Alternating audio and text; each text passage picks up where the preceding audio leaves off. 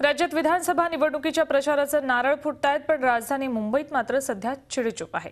अद्याप कोणत्याही पक्षानं उमेदवार यादी जाहीर केलेली नसल्यानं उमेदवारांना प्रचार सुरू करता आलेला नाही। विधानसभेची निवडणूक जाहीर होऊन आठवडा उलटला तरी अजून जागा वाटपाचा घोळ मिटलेला नाही। त्यामुळे संभाव्य उमेदवारांना जाहीरपणे प्रचारही करता येत नाहीये। त्यातच पितृपक्ष असल्यानं अनेक उमेदवारांनी प्रचाराचा मुहूर्त देखील ठरवला नाहीये।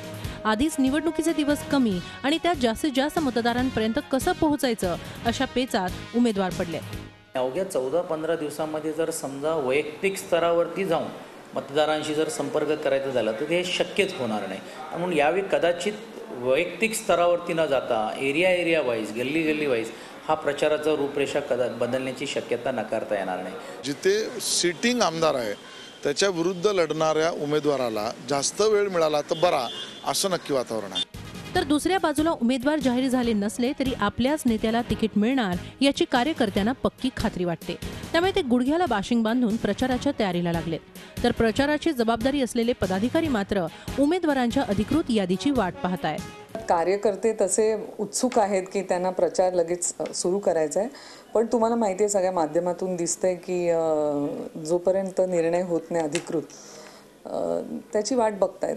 निवडणुकीला अवघे काही दिवसच उरले असताना मुंबईत प्रचार खोळंबलाय आणि त्यामुळे कमी वेळात अख्खा मतदारसंघ पिंजून काढण्याचं आव्हान आता उमेदवारांपुढे असणार आहे। निदान पुढच्या आठवड्यात तरी उमेदवारांची घोषणा होईल अशी अपेक्षा आहे। त्यानंतर प्रचाराला खऱ्या अर्थानं सुरुवात होईल।